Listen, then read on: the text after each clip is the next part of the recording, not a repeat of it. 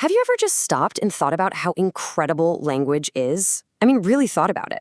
It's basically the operating system for human society. But how do we even get it into our brains? Well, let's dive right into that huge mystery and explore the battle over how we learn to speak.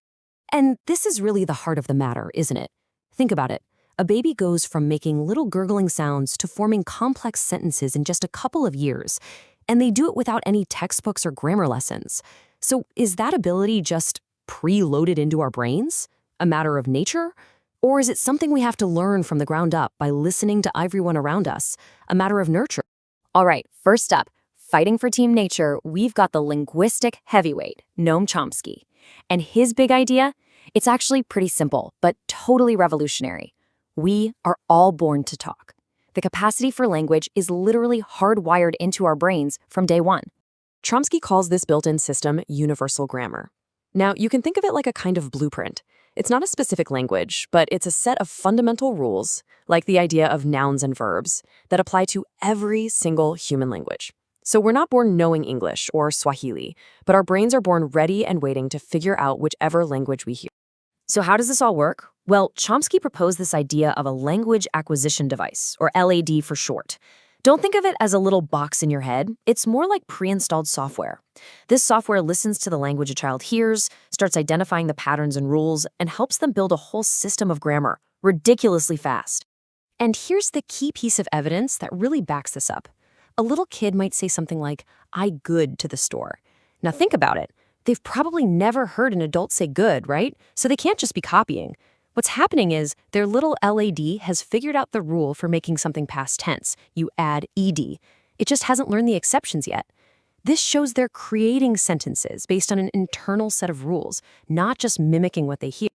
So for Chomsky, the bottom line is clear. Our ability to use language is innate. It's born in us. The world around us doesn't teach us language from scratch. It just flips the switch on the incredible machine that's already there. Now, let's step over to the other side of the ring. In the nurture corner, we have the famous psychologist B.F. Skinner.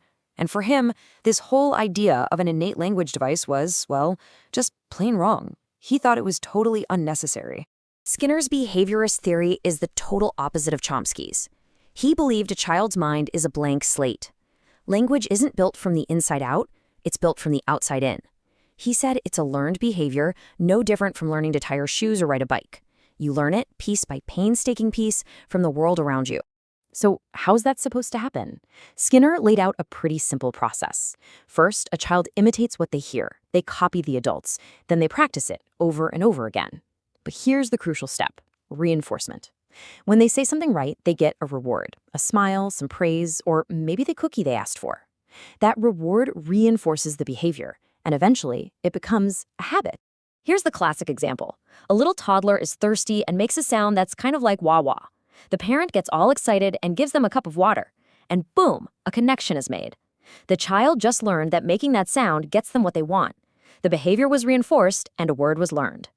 So for Skinner, it's all about the environment. There's no need for some complicated grammar machine inside our heads. It's just a simple loop. You see a stimulus, like a bottle, you have a response, you say baba, and you get reinforcement. You get the bottle. It's as simple as that.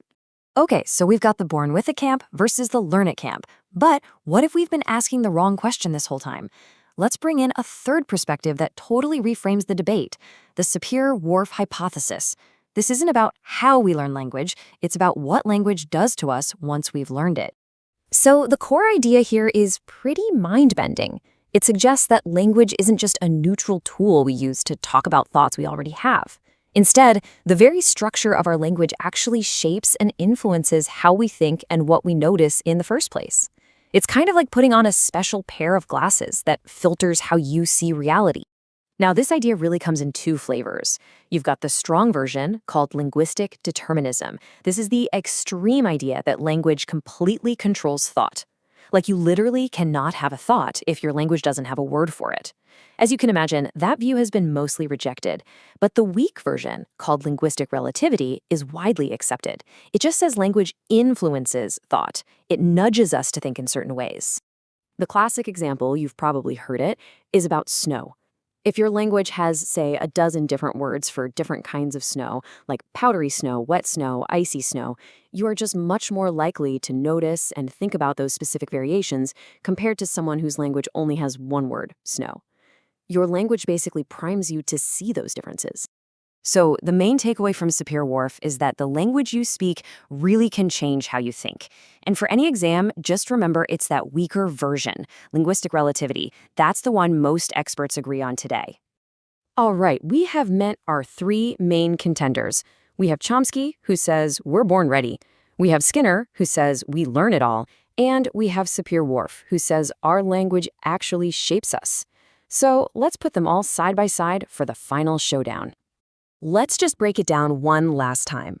For Chomsky, it's an innate theory. Language isn't born, all thanks to that conceptual LED. For Skinner, it's all about behavior. Language is learned, step by step, through reinforcement.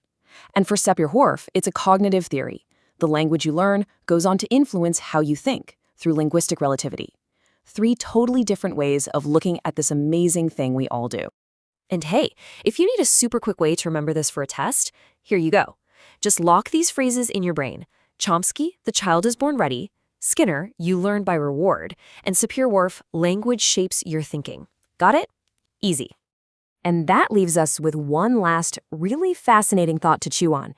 If the Sapir-Whorf hypothesis is right, if language really does shape our reality, it poses a pretty amazing question, doesn't it? What new ways of seeing the world, what brand new thoughts and ideas could you unlock just by learning a new language? Have you ever just stopped and thought about how wild language is? We can create like an infinite number of ideas from just a handful of sounds. It honestly feels like magic, but it's not. It's a system, kind of like a secret code. And today, we are going to crack that code. So if you're studying for a teaching exam or you're just curious about how it all works, you are in the right place. Let's do this. So that's the big question, right? How is an entire language built from just a few simple pieces? It seems totally impossible, but the answer is actually pretty straightforward. It all comes down to a set of fundamental building blocks. And today, we're going to assemble them one by one and see exactly how that magic happens. All right, here's our game plan. First, we'll introduce the secret code. Then, we're going to build our language from the ground up, level by level. We'll start with the absolute basics, the sounds. Then we'll add some meaning, figure out the rules, and finally, look at the big picture. And stick around, because at the end, I've got the ultimate cheat sheet to make sure it all sticks. Now, what's so cool about these concepts is that they are the universal blueprint for language. Seriously, it doesn't matter if you're speaking English, Spanish, or Swahili. These are the core principles, the absolute foundation. If you can get these down, you'll understand the heart of how pretty much any language works. So let's start at level 1, the sounds. Before we even think about words or sentences, we need the raw material. And in language, that raw material is sound. This is where the phoneme enters the picture. So, what in the world is a phoneme? It's the absolute smallest unit of sound that can actually change a word's meaning. And here's the crucial part, so listen up. It's all about sound, not spelling. Think about it. The PH in phone and the F in fun. They're spelled differently, but they make the exact same sound. That sound is a phoneme. And this is where it all just clicks. Look at the words bat and pat. The only difference is that tiny puff of air at the very beginning, the B sound versus the P sound. That one single sound is a phoneme, and by just switching it out, you get a completely different word. That's the power of these tiny little units of sound. Okay, exam time. Here's the big takeaway. Phonemes are the basic atomic units of sound. They're what phonics and pronunciation are all about, and they are absolutely essential for learning how to read. You see, it all starts with being able to hear these distinct little sounds. Okay, we've mastered the sounds. Let's climb up to level 2. Now that we have our phonemes, we can start combining them, kind of like Lego bricks, to create the smallest possible units that actually have meaning. And that smallest unit of meaning? It's called a morpheme. Now this is where things get really interesting. A morpheme can be a whole word on its own, sure. But it can also be just one small part of a word that carries its own little packet of meaning. You've got two main types of morphemes. First, there are free morphemes. These guys are independent. They can stand all alone as a word, like book or play or girl. But then you have bound morphemes. They're a little needy. They're prefixes and suffixes like un, s, or ed. They have meaning, for sure, but they have to be attached to a free morpheme to make any sense. Let's just break it down with an example. Take the word unhappiness. It looks like one word, but it's really three morphemes working together.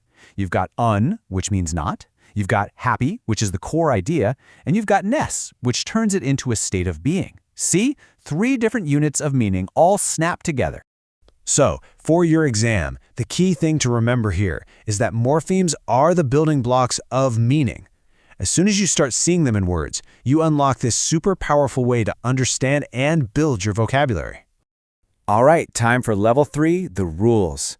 So we've got our sounds and we have our units of meaning, but you can't just throw them all together like a word salad and expect it to work. You need rules. You need a blueprint for how to build sentences that actually make sense, and that's where syntax comes in. To put it simply, syntax is grammar. It's the set of rules, the architecture, that tells us how to arrange our words in a very specific order to form correct and understandable sentences. It's the instruction manual for our language. You already know syntax, even if you don't know you know it. For example, I am reading a book sounds totally normal, right? But reading book I am, well, that sounds like Yoda. The words are exactly the same, but the order, the syntax, is all jumbled up, and it completely changes how we hear that sentence. So for this exam point, when you hear the word syntax, I want you to immediately think structure. It's the grammar, the rule book, that tells us how to put our words together to make sentences that are clear and correct. Okay, let's climb to our final level, level 4. So far, we've used phonemes and morphemes to build a grammatically correct sentence using syntax. But here's the thing, a correct sentence isn't always a meaningful one. Now we have to ask the most important question. What does it all actually mean? This is the big picture. This is semantics. Semantics is really the study of meaning itself. It goes beyond just the sounds and the sentence structure to ask, so what? What's the actual message being sent here? It is all about interpretation and ultimately comprehension. Just think about a word like bank. If I say, I'm going to the bank, am I talking about a riverbank to go fishing or a money bank to get some cash? The sentence is grammatically perfect either way, but without context, we're lost. Semantics is what our brain uses to figure out the intended meaning. So, when it comes to your exam, remember this. Semantics is all about comprehension. It's the entire reason we even use language in the first place, to understand and to be understood. It's the final and maybe most important piece of the whole puzzle. Okay, we did it. We built a language from the very ground up. Now let's lock it all in with a lightning round recap to make absolutely sure these concepts are stuck in your brain for good. This slide right here, this is your golden ticket. It's that simple. Phoneme is all about sound, morpheme is the meaning unit, syntax is sentence structure, and semantics is the overall meaning of it all. You should probably screenshot this or write it down. This is the core of everything we just talked about. Let's test it out right now. The smallest unit of sound is a phoneme. Yep. A bound prefix like un is a morpheme. You got it. And the rules for word order are syntax. See? You've totally got this. And look, if you only remember one single thing from all of this, let it be this little trick. Phoneme is for phone, it's all about sound. Morpheme starts with M, it's all about meaning. Syntax is structure. And semantics, well, that's what helps us make sense of it all. It's a super simple way to keep these building blocks of language straight in your mind. All right, if you're an educator or training to be one, you already know that language is everything in the classroom. But what happens when a student brings more than one language to the table? Today, we're diving into two very different and honestly opposing ways to handle that. One that helps a child soar and another that, well, can really hold them back. So let's just start with the biggest question, the one that keeps parents and teachers up at night. Can teaching a kid a new language, say English, actually make them forget their first language? And the answer, which might surprise you, is a resounding yes. It can happen. And knowing how it happens is the first step to making sure it never does. And that brings us to the first part of our story, the big risk we need to talk about. This is the scenario that every good educator is trying to avoid, and it has a very specific name you absolutely need to know. It's called subtractive bilingualism. And you should think of that word subtractive literally. It's when the new language actually subtracts from the old one. So instead of adding a new skill, you're accidentally taking one away, and that weakens a child's connection to their home language. And listen, the consequences here are huge. We're not just talking about forgetting a few words. When a child is pushed to stop using their mother tongue, it can cut them off from their family, their community, their entire cultural identity. The stakes are just incredibly high. And this isn't just some academic theory, you know? This is real life. This quote just says it all. A tribal child goes to school, learns a new language, and in the process, their own language just fades away. That is the very real human cost of subtractive bilingualism. So here's the bottom line. This is a completely outdated and harmful approach. All the major educational policies in India, like the NEP 2020 and the NCF 2005, are designed specifically to prevent this from happening. So for anyone studying for teaching exams, this is the big red flag. Subtractive bilingualism is what we have to avoid at all costs. Okay, so if that's the pitfall to avoid, what's the goal we're aiming for? Well, this is where we get to the good stuff. We're going to shift our thinking from subtracting a language to adding one. This is the powerful, positive alternative. And here it is, additive bilingualism. The name really does say it all, doesn't it? The second language is an addition to the child's linguistic toolkit. It doesn't push the first language out, it actually grows right alongside it. In the end, both languages get stronger. And the results? They're amazing. You see healthy development in both languages. This has a huge positive cognitive impact. I mean, tons of research shows being bilingual boosts problem-solving skills. And maybe, most important of all, the child keeps that deep cultural connection. They become a bridge between two worlds instead of being forced to choose one. And this is the approach that is not just accepted but actively encouraged. Policies like NEP 2020 are all about building multilingual classrooms where a child's first language is seen as a strength, a foundation to build on. This, right here, is the gold standard. I mean, look at that. The contrast couldn't be more clear. On one side, you've got growth and connection. On the other, you've got loss and isolation. For any modern teacher, the choice is a no-brainer. Additive bilingualism is always the way to go. Okay, so now we know the what and the why. Let's get into the how.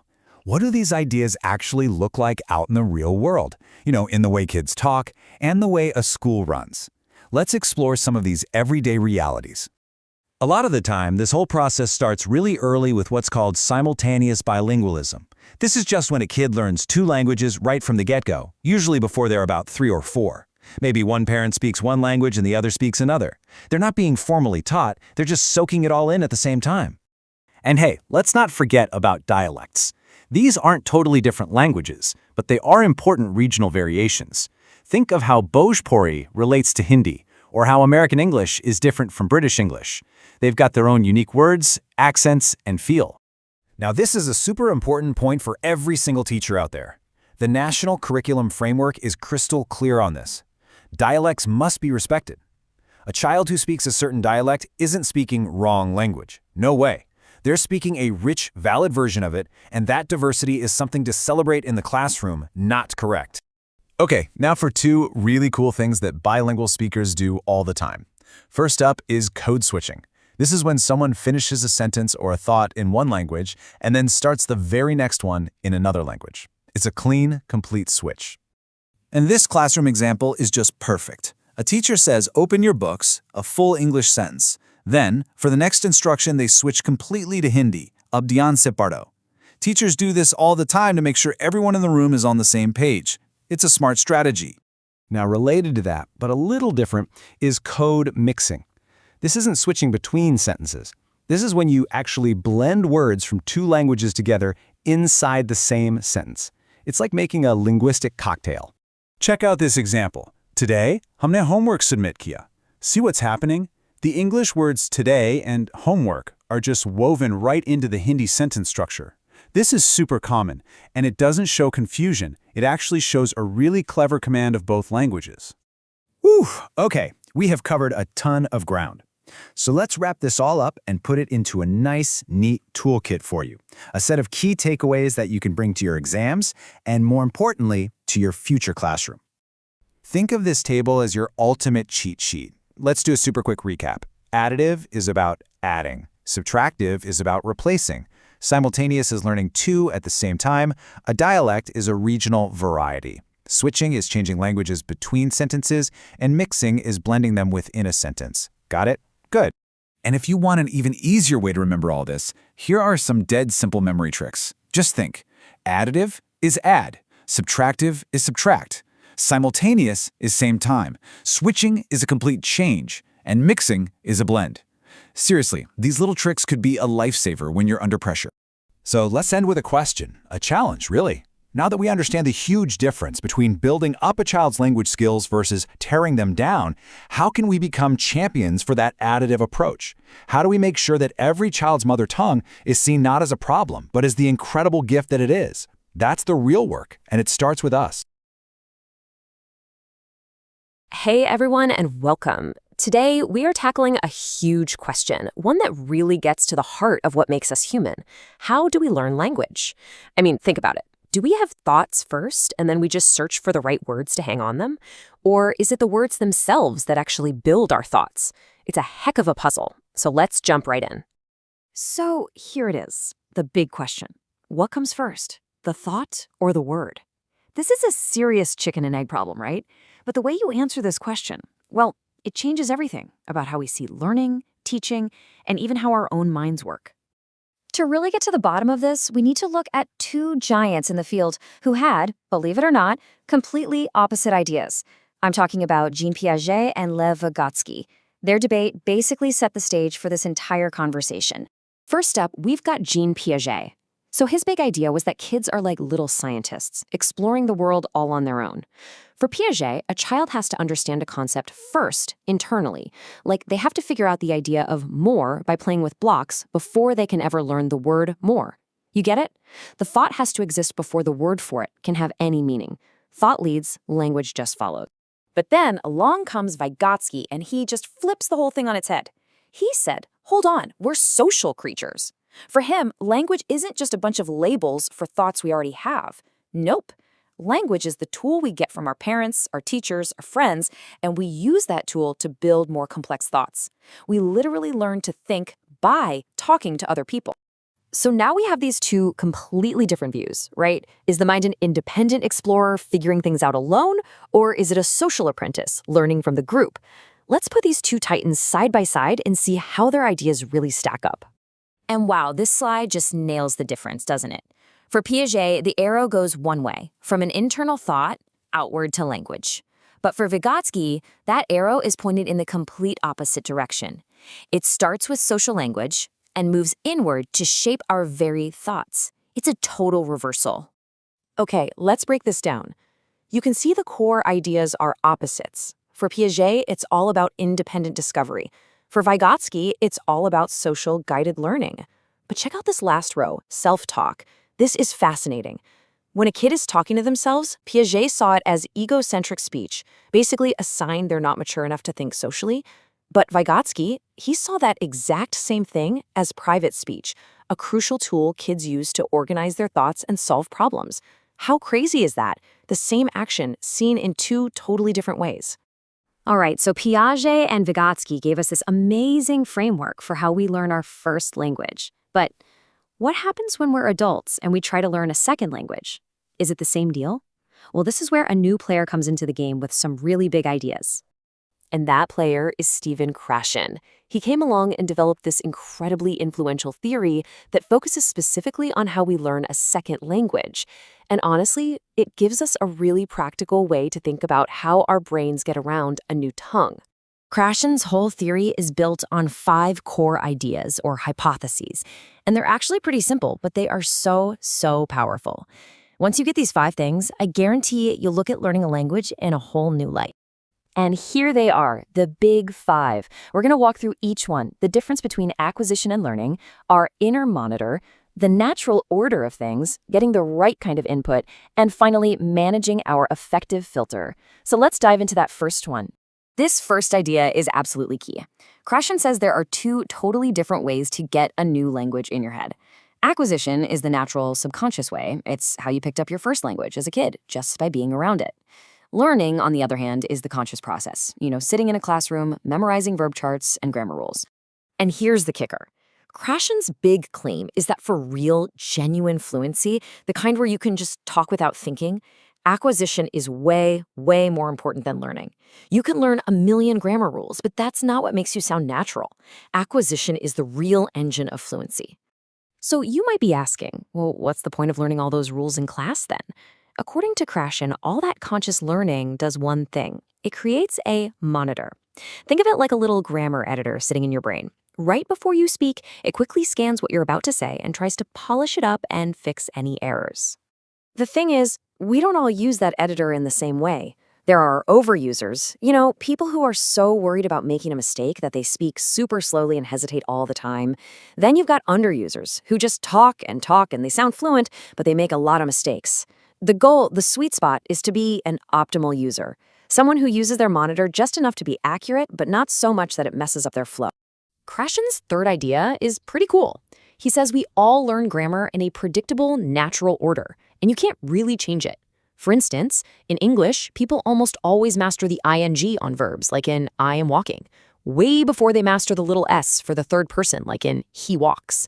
It's like our brain has its own syllabus, and you can't just skip to the final chapter. Okay, now we've arrived at Krashen's most famous idea, the one you'll see everywhere, and it all comes down to this simple little formula, I+1. So what on earth does I+1 mean? Well, I is your current level of the language. It's what you already know. The +1 is new stuff, input, like from a conversation or a book. That's just one little step beyond your current level. It has to be comprehensible. You have to mostly understand it, but it should also have something new in it that pushes you forward. That comprehensible input is the fuel. It's how we move from I to I+1. And finally, we get to the last piece of the puzzle, our emotions. Krashen called this the affective filter. You can think of it like an emotional shield. When we feel anxious or stressed or just not motivated, this shield goes up. And even if we're getting perfect I+1 input, that shield can literally block it from getting into the part of our brain that acquires language. So when that filter is high, learning just stops. You know that feeling when you're in a class and you're so scared of saying the wrong thing that your mind just goes blank? That's your affective filter cranked up to 100. It's a wall.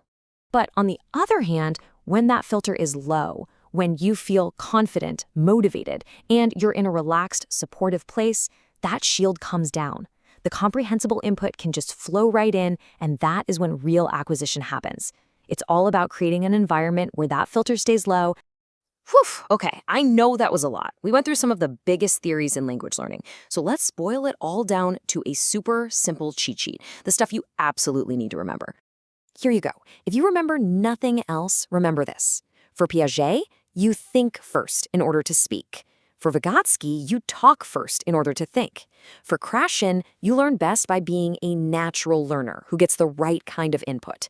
And that magic formula for growth, it's I+1. Simple as that. So let's end by bringing it all back to you. After hearing all this, which kind of learner do you think you are? Are you more of a Piaget-style lone discoverer or a social Vygotsky learner? And maybe even more important, if you're ever in a position to teach, whether you're a teacher, a parent, or just helping a friend learn something new, how can knowing about all this stuff, about social learning, about I+1, and that emotional filter totally change your approach? It's definitely something to think about.